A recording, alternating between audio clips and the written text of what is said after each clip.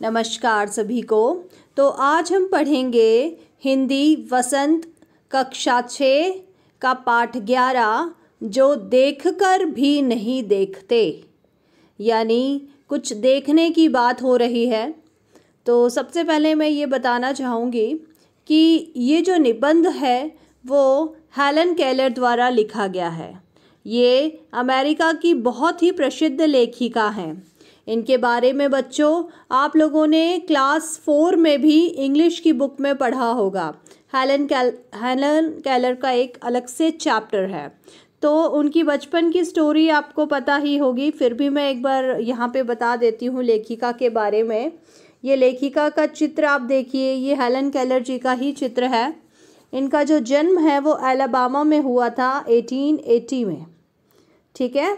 तो ये पहले तो एक स्वस्थ बच्ची ही थी, लेकिन बाद में इनको लगभग 19 महीनों के बाद एक फीवर आता है, बुखार हो जाता है, और बुखार का परिणाम यह होता है कि ये जो हैं वो दृष्टि बाधित हो जाती हैं, यानी दृष्टिहीन हो जाती हैं और बधिर हो जाती हैं।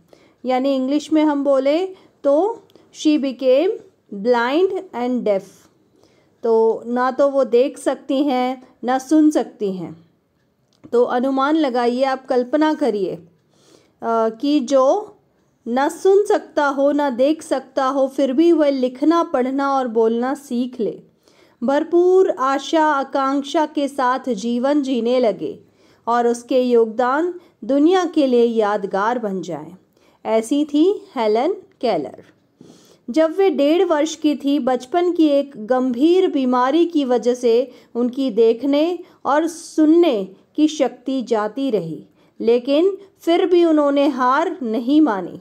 कॉलेज के दिनों में ही प्रकाशित अपनी आत्मकथा, इन्होंने अपनी आत्मकथा लिखी, यानी कि अपनी कहानी बताई, स्टोरी ऑफ लाइफ। इनकी जो बुक है, उनकी जो ऑटोबायोग्राफी है, उसका नाम है स्टोरी ऑफ लाइफ। में वे लिखती हैं, मुझे ये याद नहीं कि ये ऐसा कैसे हुआ, लेकिन ऐसा लगता था कि रात कभी ख़त्म क्यों नहीं होती, सुबह क्यों नहीं आती। दुनिया की सभी भाषाओं में इस किताब के अनुवाद हुए हैं। इसके अलावा भी उनकी 10 पुस्तकें और सैकड़ों लेख प्रकाशित हुए हैं। सोचिए ये कितनी बड़ी लेखिका हैं। और ये लेखिका ही नहीं बल्कि ये एक वकील भी है, और भी बहुत सारी क्वालिटीज़ हैं इनमें।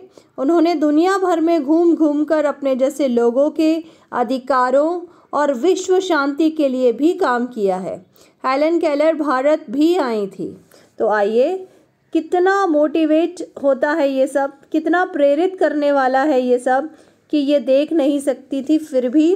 अच्छा, ये कहानी सुनने से पहले मैं आपको इसकी पृष्ठभूमि पर ले जाना चाहती हूँ कि एक बार क्या होता है, हेलन केलर जो है वो अपनी जो मित्र हैं उनकी परीक्षा लेना चाहती हैं। तो उनसे ये परखने के लिए वो पूछती हैं कि उनकी जो दोस्त है वो जंगल की सैर करके आई थी, तो उनसे वो पूछती हैं कि आपने वहाँ पे क्या क्या देखा। तो उनकी मित्र कहती है कुछ खास नहीं। तो वो मन में सोचती हैं कि इनकी आंखें हैं फिर भी ये कुछ खास नहीं देख पाते, और मैं जो देख नहीं सकती फिर भी महसूस करके छूकर कितनी सारी चीज़ों को देख लेती हूँ। मतलब अपनी मन की आंखों से कितनी सारी चीज़ों को देखकर पहचान लेती हूँ, खुश होती हूँ। तो आइए ये पूरी हम कहानी पढ़ें। ये एक निबंध है, तो आइए इस निबंध को हम पढ़ते हैं। कभी कभी मैं अपने मित्रों की परीक्षा लेती हूँ, यह परखने के लिए कि वह क्या देखते हैं। तो ये जानना चाहती हैं कि उनके जो मित्र हैं जो देख सकते हैं वो क्या क्या देखते हैं। हाल ही में मेरी एक मित्र जंगल की सैर करने के बाद वापस लौटी। मैंने उससे पूछा, आपने क्या क्या देखा? कुछ खास तो नहीं, उसका जवाब था। तो उसकी मित्र ने क्या कहा कि कुछ खास नहीं। तो हेलन केलर जी कहती हैं, मुझे बहुत अचरज नहीं हुआ क्योंकि मैं अब इस तरह के उत्तरों की आदी हो चुकी हूँ। तो उन्होंने बोला कि अब मुझे कोई हैरानी नहीं होती, कोई अचरज नहीं होता, क्योंकि सभी लोग यही बोलते हैं, क्योंकि वो देख सकते हैं तो वो हर चीज़ को देखने के आदी हो चुके हैं, यानी उनको आदत पड़ चुकी है हर चीज़ देखने की, तो उनको उन चीज़ों का मूल्य नहीं है, वैल्यू नहीं है। मेरा विश्वास है कि जिन लोगों की आंखें होती हैं वे बहुत कम देखते हैं। तो वो जानती थी हेलन केलर कि जिन लोगों की आंखें होती हैं वो ज़्यादा चीज़ें नहीं देखते, कम ही चीज़ें देखते हैं, क्योंकि वो रोज़ ही देखते हैं तो उनको उतना फ़र्क नहीं पड़ता। क्या यह संभव है कि भला कोई जंगल में घंटा भर घूमे फिर भी कोई विशेष चीज़ ना देखे? तो वो सोच रही थी कि इतनी देर जंगल में घूमने के बाद भी कोई विशेष चीज़ नहीं देखी। मुझे, जिसे कुछ भी दिखाई नहीं देता, सैकड़ों रोचक चीज़ें मिल जाती हैं।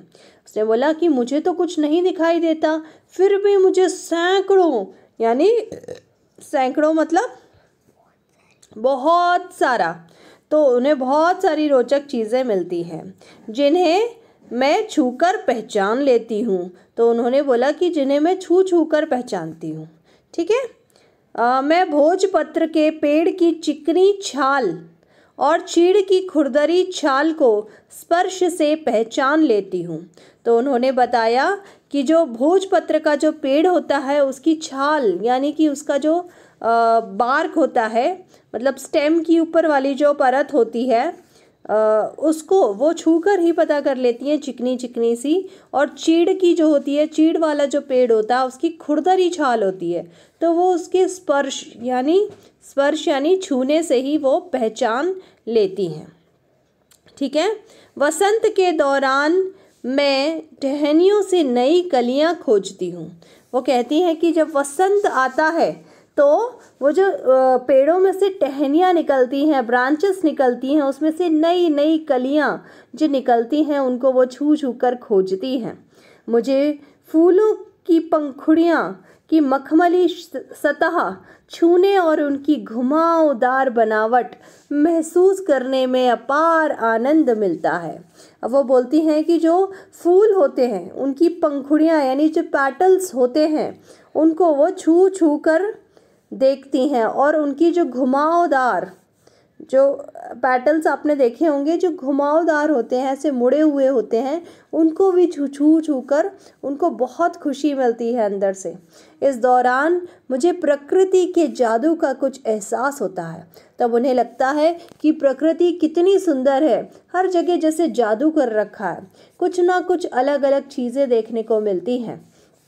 कभी जब मैं खुश नसीब होती हूँ तो टहनी पर हाथ रखते ही किसी चिड़िया के मधुर स्वर कानों में गूंजने लगते हैं। देखिए, सोचिए, उनको तो सुनाई भी नहीं देता था, वो बधिर थीं, तब भी वो खुद को कितना खुशनसीब मानती हैं कि कभी कभी उनको लगता था जैसे ही वो टहनी पर हाथ रख रही हैं तो उनको लगता था जैसे चिड़िया जो है वो मधुर स्वरों में गा रही है, जबकि उन्होंने कभी चिड़िया की मधुर स्वर सुने भी नहीं थे। तो सोचिए कि आप लोग कितने अच्छे से महसूस कर सकते हैं। अपनी अंगुलियों के बीच झरने के पानी को बहते हुए महसूस कर मैं आनंदित हो उठती हूँ। वो कहती हैं कि जब झरने का पानी कल कल कल कल बहता है तो वो उसके बीच में अपनी उंगलियाँ रख देती हैं और उंगलियों पे जो पानी गिरता है उसको महसूस करती हैं और खुश हो जाती हैं। मुझे चीड़ की फैली पत्तियाँ या घास का मैदान किसी भी महंगे कालीन से अधिक प्रिय है। अब वो बोलती हैं जैसे घर में कारपेट होता है, कालीन बिछा रहता है सॉफ्ट सॉफ्ट सा, उससे भी कहीं ज़्यादा महंगा और अच्छा उन्हें क्या लगता है? घास का मैदान। जो गार्डन में जो घास होती है, बगीचे में जो घास होती है, चीड़ की फैली पत्तियां होती हैं, उन पर चलकर उन्हें एक अच्छे कारपेट से भी ज़्यादा अच्छा एहसास होता है। बदलते हुए मौसम का समा मेरे जीवन में एक नया रंग और खुशियाँ भर जाता है। वो कहती हैं कि मौसम बदलते रहते हैं, जैसे कभी सर्दी, गर्मी, बारिश, तो ये बहुत ही उन्हें एक प्रकृति का एक जादू जैसा लगता है कि एक नया रंग, एक नई खुशियाँ भर लाता है हर एक मौसम। कभी कभी मेरा दिल इन सब चीज़ों को देखने के लिए मचल उठता है। वो बोलती हैं कभी कभी मेरा दिल करता है कि काश मैं ये चीज़ें देख पाती। अगर मुझे इन चीज़ों को सिर्फ छूने भर से जब इतनी खुशी मिल जाती है तो इन सब चीज़ों की सुंदरता देखकर तो मेरा मन मुग्ध ही हो जाएगा। वो कहती हैं कि सिर्फ छूकर ही जब मैं इतनी खुश हो जाती हूँ चीज़ों को, तो अगर मैं इनकी सुंदरता देख सकूँ तो मैं कितनी मंत्रमुग्ध हो जाऊँगी, यानी मेरा मन जो है वो बहुत खुश हो जाएगा। परंतु जिन लोगों की आंखें हैं वे सचमुच बहुत कम देखते हैं। वो कहती हैं लेकिन जिन लोगों की आंखें हैं वो बहुत कम देखते हैं। इस दुनिया के अलग अलग सुंदर रंग उनकी संवेदना को नहीं छूते। वो कहती हैं कि दुनिया के जो बहुत सारे सुंदर सुंदर रंग हैं वो उनको नहीं छूते, यानी उनको वो महसूस ही नहीं कर पाते, उनको वो देख ही नहीं पाते। मनुष्य अपनी क्षमताओं की कभी कदर नहीं करता, क्योंकि उनको ये क्षमता भगवान ने दी है, देखने की शक्ति दी है, सुनने की शक्ति दी है, फिर भी वो उस चीज़ की कदर नहीं करते। वह हमेशा उस चीज़ की आस लगाए रहता है जो उसके पास नहीं है। और हमेशा जो मनुष्य है वो ऐसी ही चीज़ की आशा करता है जो उसके पास नहीं है। यह कितने दुख की बात है कि दृष्टि के आशीर्वाद को लोग एक साधारण सी चीज़ समझते हैं। तो वो कहती हैं कि दृष्टि के आशीर्वाद, यानी जो लोग देख सकते हैं, दृष्टि यानी विजन, यानी आँखों से देख पाना, ये कितना बड़ा आशीर्वाद है। और इसको वो इतनी छोटी चीज़ मतलब समझते हैं, क्योंकि जो आँखों की कीमत है वो उन लोगों से पूछिए जिनके पास देखने के लिए आँखें नहीं हैं। जबकि इस नियामत से ज़िंदगी को खुशियों के इंद्रधनुषी रंगों से हरा भरा किया जा सकता है।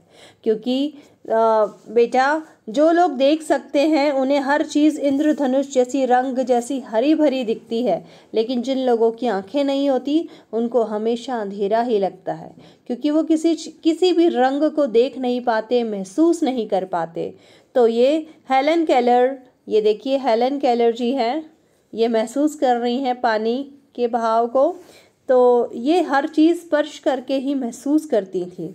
तो सोचिए कि कितनी महान लेखिका थी ये, जिन्होंने स्पर्श करने के बाद ही इतनी सारी चीज़ें सीखी और अपनी भावनाओं को लेख निबंध द्वारा व्यक्त किया। तो आप सभी इसको अच्छे से पढ़िएगा, ठीक है।